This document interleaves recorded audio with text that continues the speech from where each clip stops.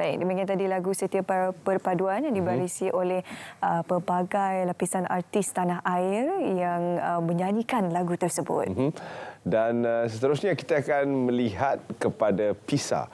PISA ini merupakan satu penilaian kepada para pelajar selepas 9 tahun menjalani pendidikan formal untuk melihat sejauh mana pencapaian mereka dan juga menilai sama ada mereka memahami konsep-konsep asas yang telah diterapkan melalui sistem pembelajaran. Ia juga memberi ruang kepada sesebuah negara untuk menilai semula sistem pendidikan yang sedia ada.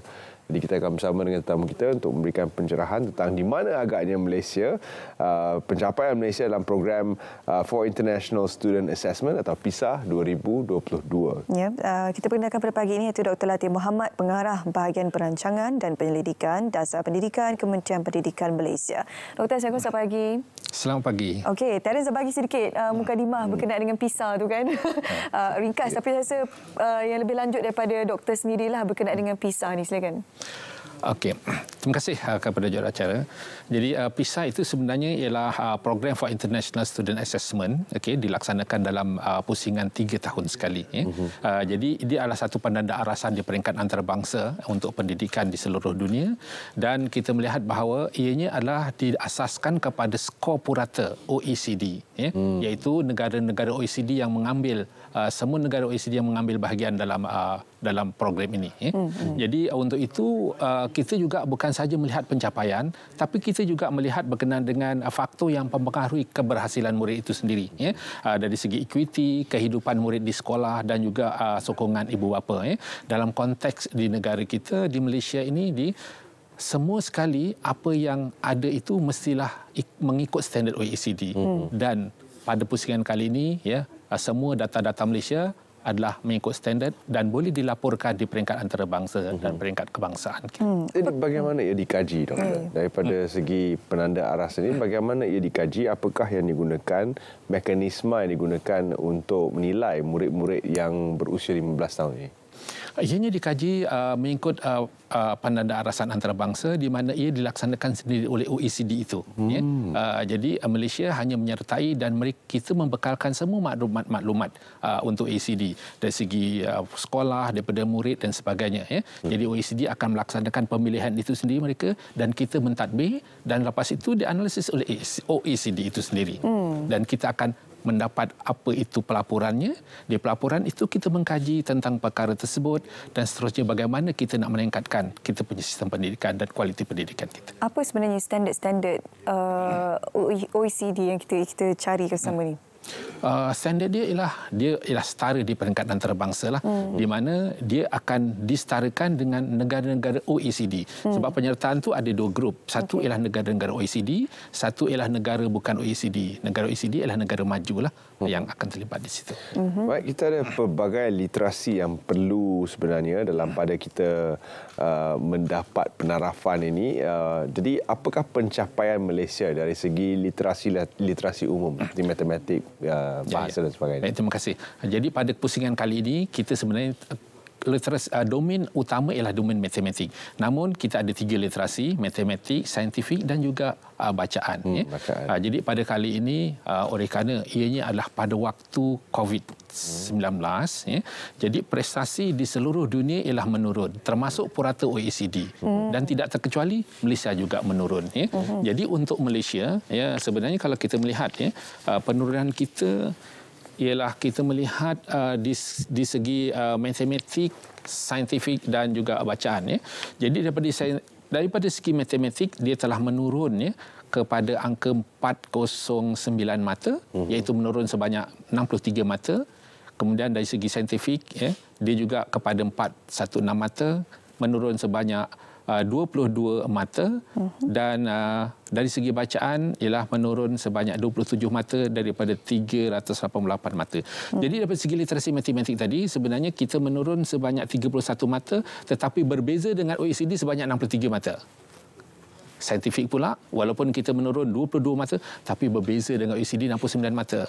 Dan bacaan pula, walaupun kita menurun 27 mata, berbeza dengan OECD sebanyak 88 mata. Maksudnya, kita jauh ke bawah. Okay. Bagaimana setakat ini pencapaian Malaysia dalam PISA 2022? Dari segi ranking kita.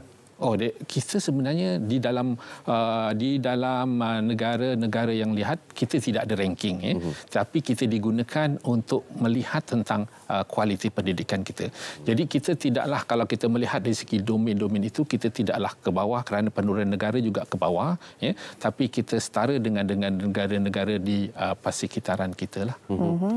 Jadi apakah sebenarnya yang dapat kita rumuskan setelah melihat data dan penarafan yang diberikan oleh PISA ini?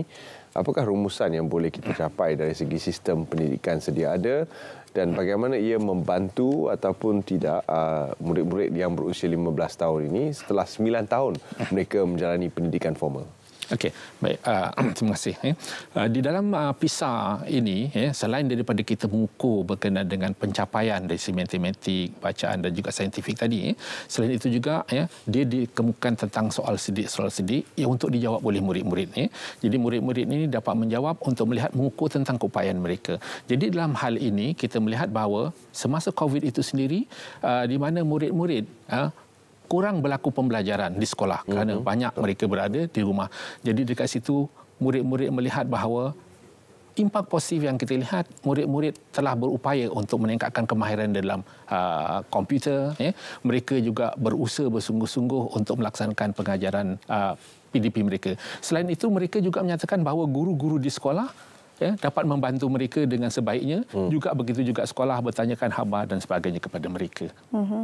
Jadi kita lihat dekat sini apa yang kita boleh dirumuskan sebenarnya untuk kita melihat di mana apa yang ada dekat kepada mereka itu sebenarnya ialah macam mana kita nak supaya mereka dapat meningkatkan pembelajaran mereka.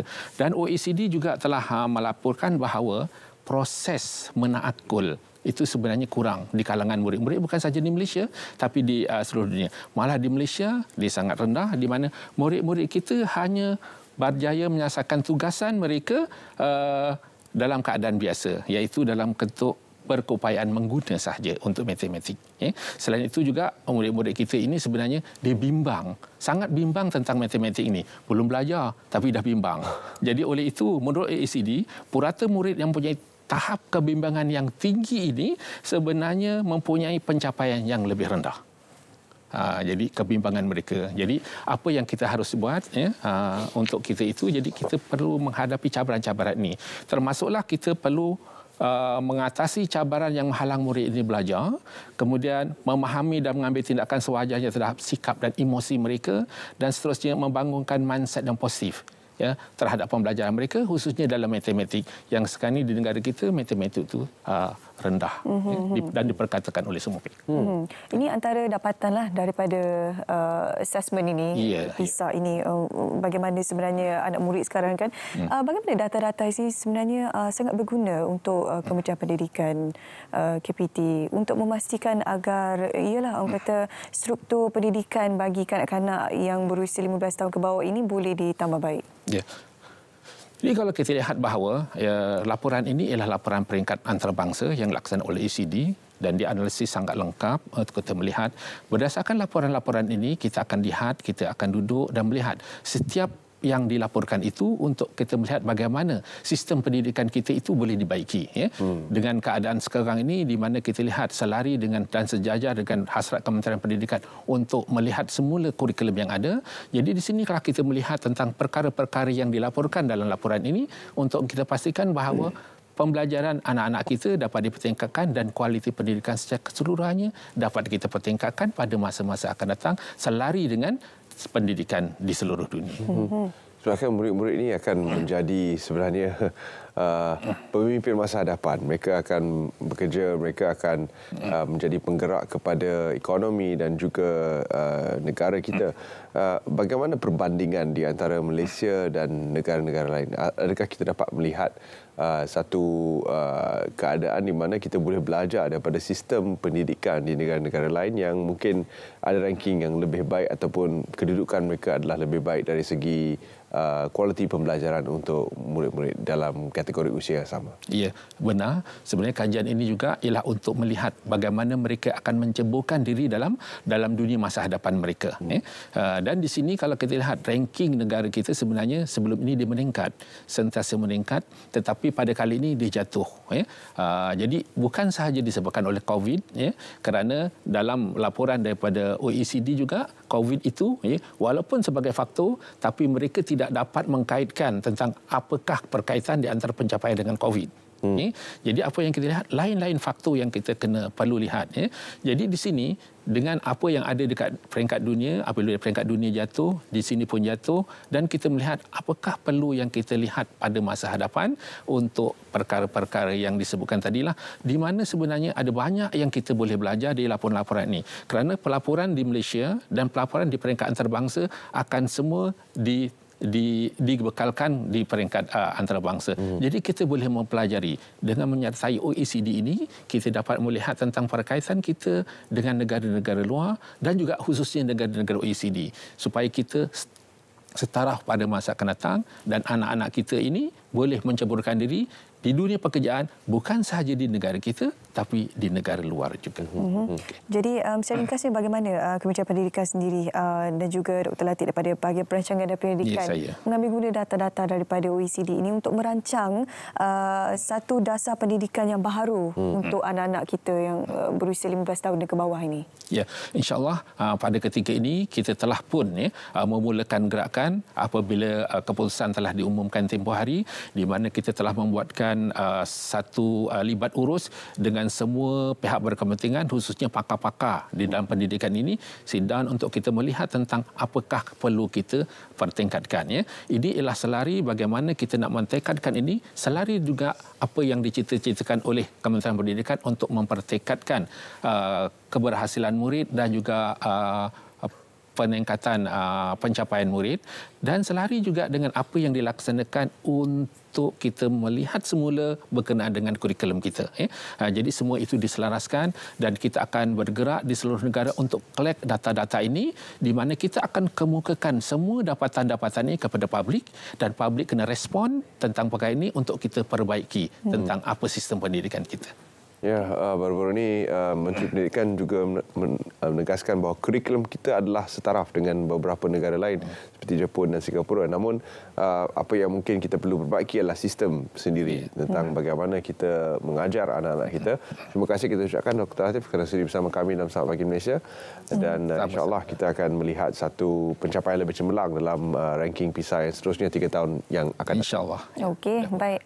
Demikian tadi kami kongsi pada anda berkenaan dengan topik kita, iaitu Program for International Student Assessment ataupun dipanggil sebagai PISA 2023. Apapun, kita telah pun sampai ke penghujung siaran kita. Menjelang 2024 ni kan, sambutan yang istimewa untuk Selamat Pagi Malaysia 40 tahun. 40 tahun sejak 1982. 40 tahun kita. 42 tahun. 80 orang kata saya. Bermaksud 84. Bermaksud 40 tahun itu masa siaran SPM bermula saya berusia 4 tahun. Oh wow. What about me? Saya kat dunia lain.